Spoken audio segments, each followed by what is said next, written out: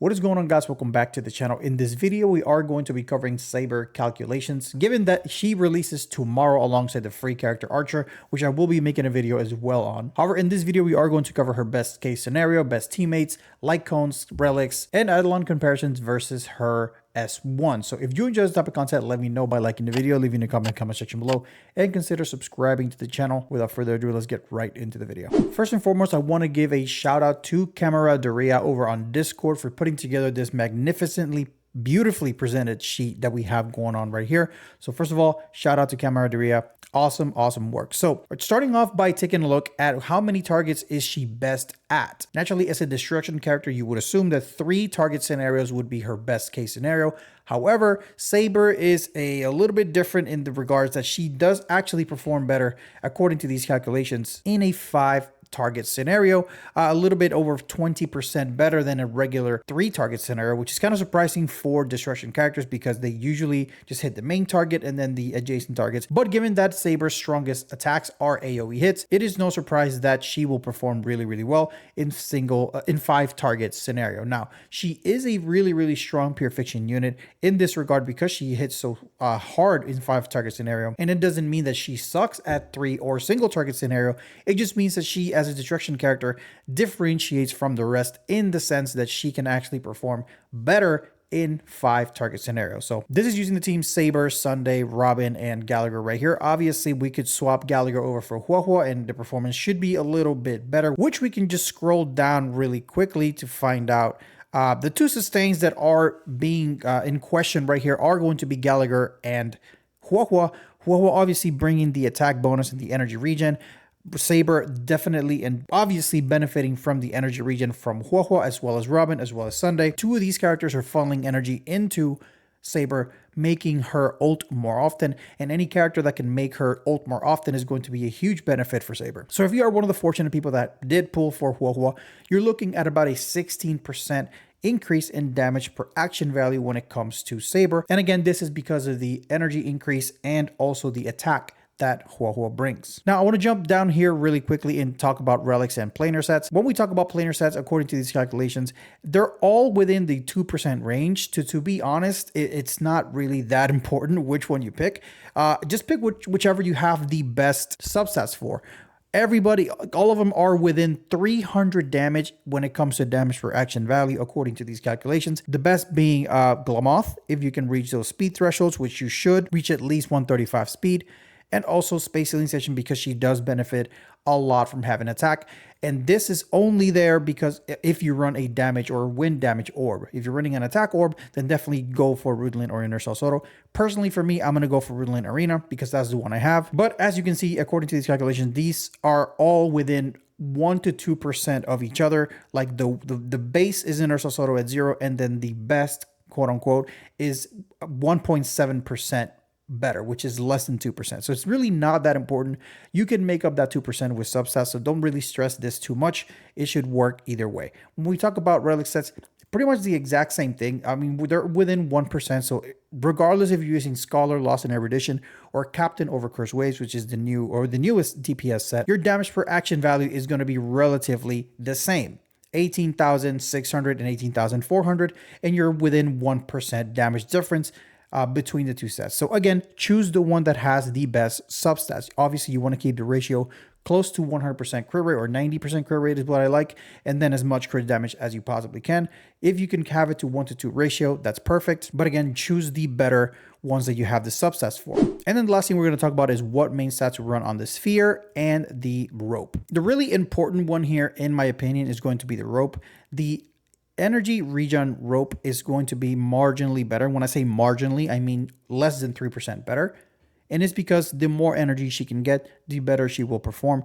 But this is not to say that if you don't have an energy regen rope, you should go out and go crazy trying to farm an energy regen rope, because this will only be good if you have other characters that funnel energy other than Sunday. So if you have Sunday by itself funneling energy, then I would recommend sticking with the attack rope because it's going to be better. If you have Huahua or Ting Yun in Sunday, then probably the energy regen rope is going to be better because this will help you breach those energy thresholds to actually get an extra ultimate in the battle. But even if you have everything, even if you take everything into consideration, It's only 3% damage difference. Like, it's not going to be that much of a big deal. So just use the one that you think is best. Now, to round up the equipment side of things, we can't move along unless we talk about light cones, right? Obviously, her best in slot is going to be her own signature light cone. This one brings a lot of attack and some crit damage, which she kind of needs. And when I say a lot of attack, I mean 80% attack. That's a lot. That's a crap ton of attack. But factored in here is not only the attack,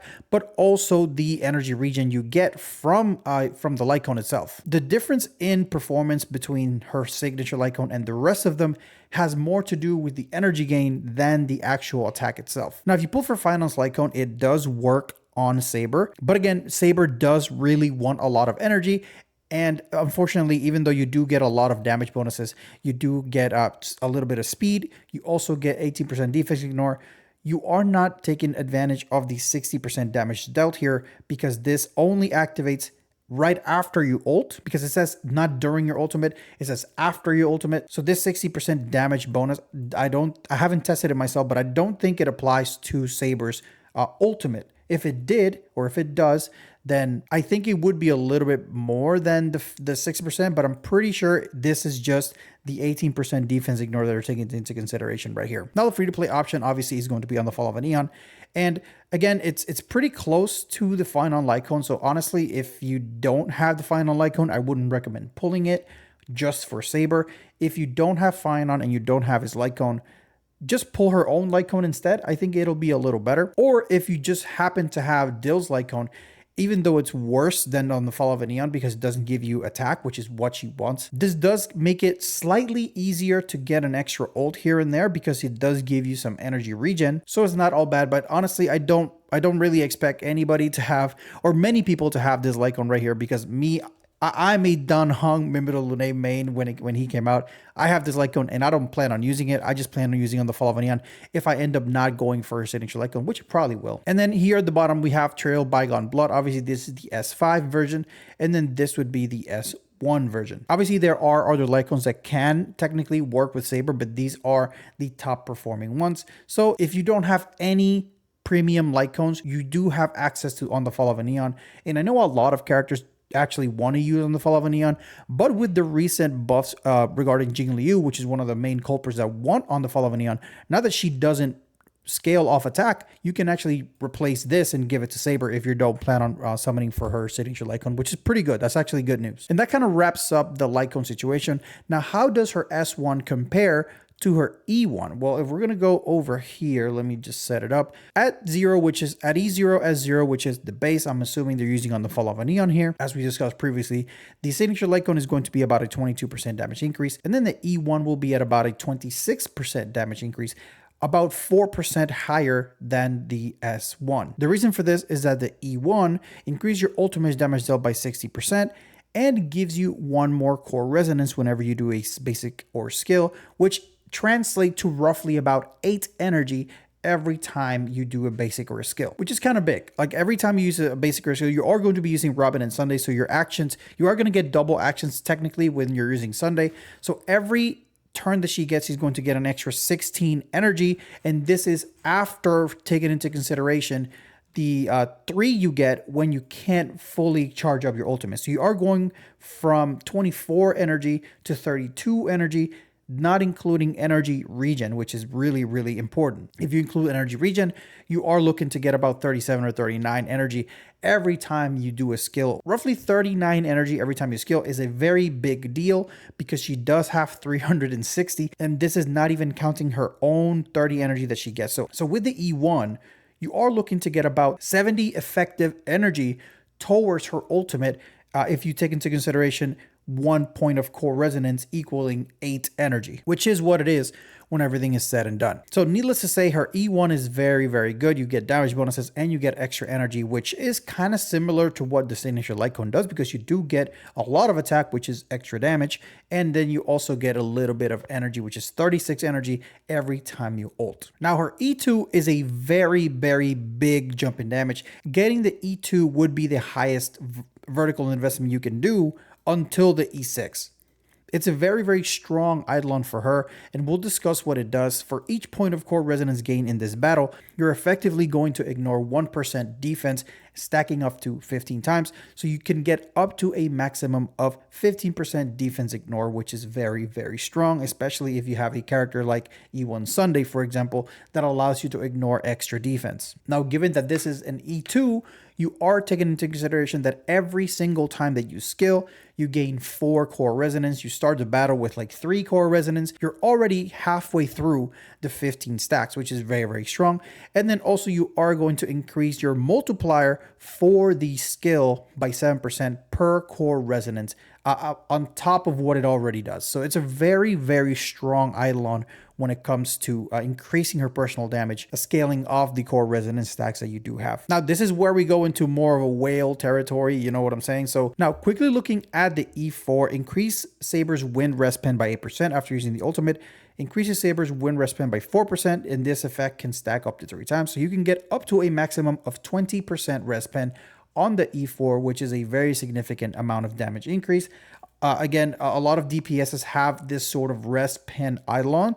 A lot of them have it on the E6. She has it on the E4. So there you go. The only problem with this is that you are going to get your free ultimate initially when you start the battle. So you are going to have to ult 2 more times to get the full benefits of this. So it takes a little bit of ramp up, but Saber is a ramping up type of character anyway. So that is that. And then finally, last but not least, the E6 wind rest pen of ultimate damage dealt increased by another 20%. So you get an extra or a total of 40 when you take into consideration the E4, and the overflow energy that can be accumulated by the Trace Blessing of the Lake increases to 200, which is really good quality of life because you lose a lot less energy this way. Then when you use your ultimate for the first time after entering battle, which if you remember what her kit does, she has the mana burst, which essentially gives you a free ultimate after you skill the first time.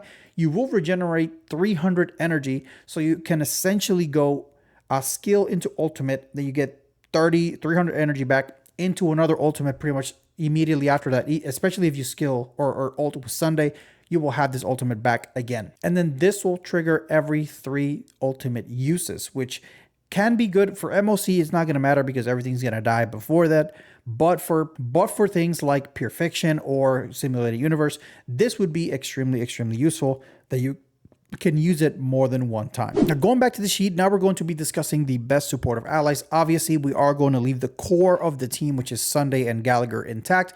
You already know that replacing Gallagher for Huahua is a little better. So if you do have Huahua, this you can put it here and this will be a little better. Now, we are going to take a look at the secondary support ally and how it impacts the team. So we started with Robin here, and this will be our base at E0 as 0. And if you just have Robin and Sunday, congratulations, you have the best setup for Saber as of right now. However, if you don't have Robin, you can just bring in Ting Yun, which is a character that most people should have by now at E6 as 0. And then the actual damage decrease is not that bad. It's actually less than 1%. It's less than half of 8%. The reason being is that Ting Yun gives a lot of attack, also gives damage bonus, which is very similar to what Robin does, but she gives extra energy, which is something that Saber really, really likes, something that Robin can't do. And the extra energy actually accounts for a lot of the damage that Saber gets. Aside from that, you can also run her on Dance Dance Dance, so you can probably get a few extra actions, definitely not a full turn for the whole team, but you do get a few extra actions with the Dance Dance Dance, which is very, very strong. Aside from that, RMC, very, very good free-to-play unit that everybody should have maxed out by now, comparatively to not having Robin, a little bit over 2% damage difference. Throwing in Tribi there, 4% damage difference. And finally, Silverwolf at a 12% damage difference. And this is the new and improved Silverwolf. I know there are other characters like Bronya and Sparkle, but unfortunately, those are not in this sheet. But we will be testing out Saber when she comes out in my main account over at twitch.tv/iSUMMON YT. So make sure you follow me there and join us there for a lot of this testing that's going to be going on for Archer and Saber as well. And I think that's going to be it for today, guys. Let me know what you guys think in the comment section below. Are you pulling for Saber? Are you pulling for her light cone? What are you pulling for in the collab? Are you excited? Put it in the comments. Until next time, guys. See ya.